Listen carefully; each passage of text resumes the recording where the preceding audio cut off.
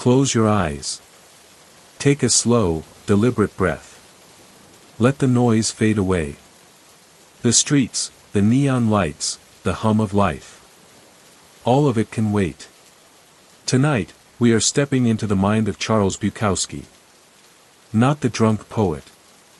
Not the writer of bars and filth.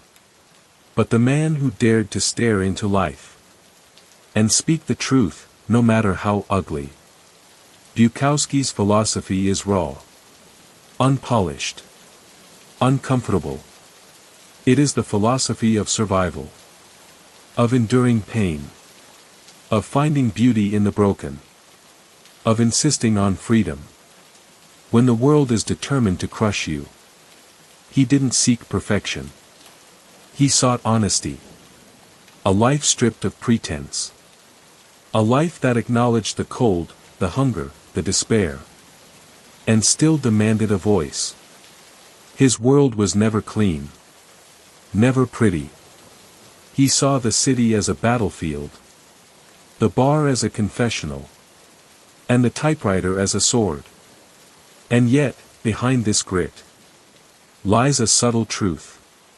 The human condition is both unbearable and sacred. Before we go deeper, tell me something. Where are you right now? And what time is it where you are listening to this? Hold that moment in your mind. Because this journey needs you to be fully here. Bukowski was born into struggle. A childhood haunted by poverty and an abusive father. A youth defined by odd jobs and humiliation. Life knocked him down before he even had a chance to stand. And this shaped everything he believed. He did not romanticize suffering. He did not pretend it had a higher purpose. But he recognized it as unavoidable. Life, he seemed to say, will hurt you. It will leave bruises you never asked for. But you still have to show up. To survive. To endure. To write. Bukowski's philosophy is simple. Existence is messy. Pain is constant. Joy is fleeting. But still, you must take it. And you must make it yours. He believed in freedom above all else. Freedom to live as you choose. Freedom to write as you feel. Freedom to reject the illusions the world forces upon you. And yet, he knew freedom came at a cost. Loneliness. Hunger. Rejection. The quiet gnawing despair of being alive in a world that doesn't care. But it is in that loneliness, in that raw confrontation with life, that Bukowski found clarity. He writes, "Though I speak now, that beauty is not in the polished, but in the scars, in the wounds, in the moments when you look at the world, and refuse to lie about it." And this is why his philosophy resonates. He refuses pretense. He refuses comfort. He refuses the illusions we hide behind. He teaches us that art is survival. That writing, creating, speaking truth, is the only way to wrestle with life, without losing your soul entirely. Pain is inevitable. Loneliness is inevitable. Death is inevitable. So what can we do? We endure. We act.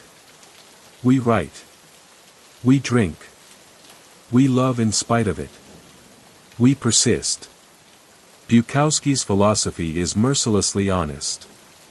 Life is cruel. Society is indifferent. Success is rare. Joy is temporary. And yet, even in this stark view, there is a flicker of hope. A spark of rebellion. The spark is you. You who witness this. You who breathe in the bitter air and still create. He believed the heart must remain awake. Even if it hurts. Even if it shatters. Even if the world tries to numb it. And here lies another truth. Bukowski knew the limits of reason. Logic will not save you from heartbreak. Calculations will not protect you from despair. Education will not prevent you from suffering. Experience will. The raw, unfiltered, honest experience of life. This is why his writing is confessional. Because he lived, fully, in the raw. And he invites us to do the same. To face the streets. To face the night. To face our failures. To face ourselves. Close your eyes again. Imagine the city streets at midnight. The hum of neon. The echo of footsteps. The smell of cigarettes. The buzz of a dimly lit bar. Bukowski walked these streets. He drank. He fought. He loved. He wrote, and through it all, he observed. He distilled life into its raw essence. He rejected false comfort. He rejected societal illusions. He rejected lies we tell ourselves to sleep better at night. And what remains is truth. The bare truth.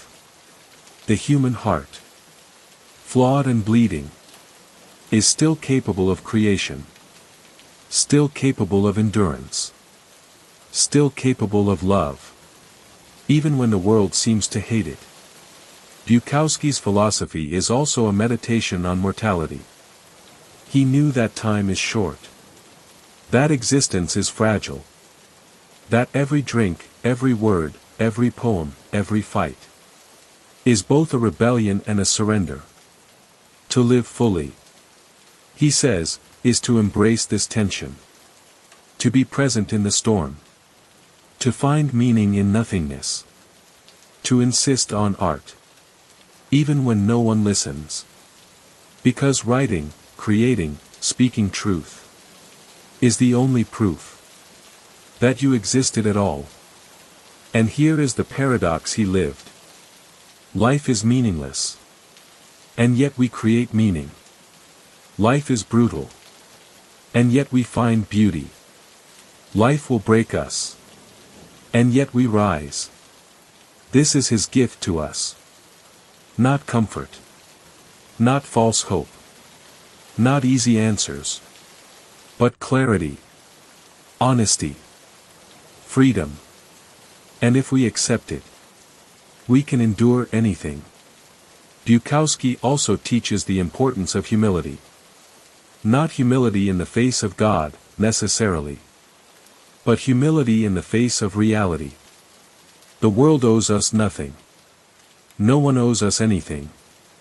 We are fragile. We are small. And yet we persist. Persistence is the heart of his philosophy. The act of continuing. Despite hunger, despite pain, despite ridicule, is the purest form of courage. And this is why his work resonates today. It is timeless. Because it is honest. Because it refuses illusion. Bukowski understood human psychology better than many philosophers. He knew how ego, pride, and societal expectations corrupt the soul. He knew the weight of shame. He knew the depth of longing. And he knew that facing it is the only path forward. Even love, in Bukowski's world, is brutal, imperfect, fleeting. And yet it is sacred. Because it is real.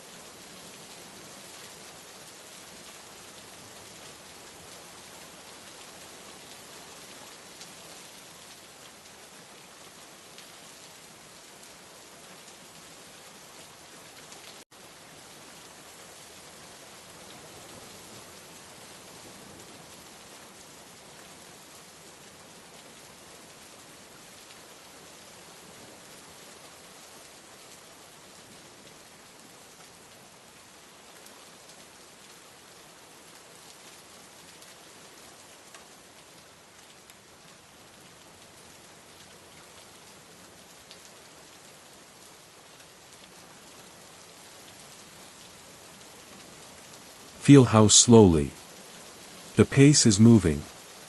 Because this is how Al-Ghazali wants us to think. Not rushed. Not pressured. But aware. Reflective. Present.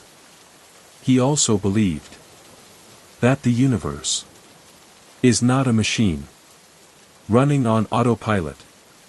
He rejected the idea that cause and effect have their own independent power. Instead, he argued that every event, every motion, every spark, every breath, is created by God. Continuously. Fire does not burn cotton. Because fire has an inherent power. Fire burns cotton. Because God creates burning. When fire touches cotton. This view, called occasionalism, keeps the universe in constant connection with its creator. There is no gap between God and the world. Every moment is a new act of creation. Every second is divine attention.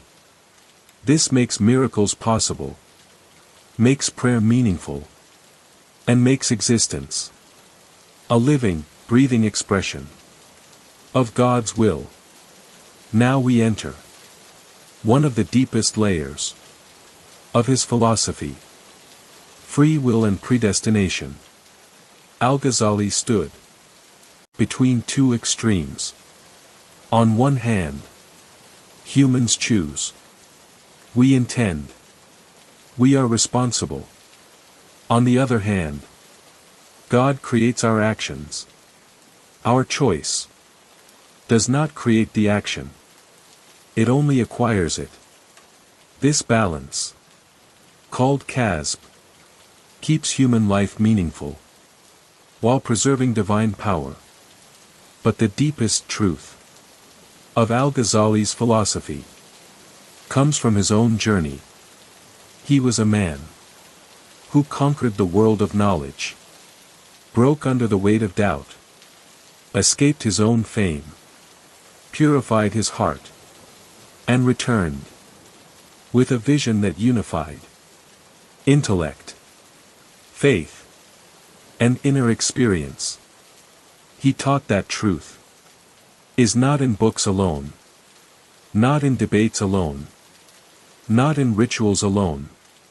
Truth is in the heart that has been polished to reflect divine light. For Al-Ghazali, the purpose of philosophy is transformation, to become real, to become sincere, to become awake. And so, as we reach the end of this slow, drifting journey, take one more breath. Let the room settle again. Let your thoughts exhale.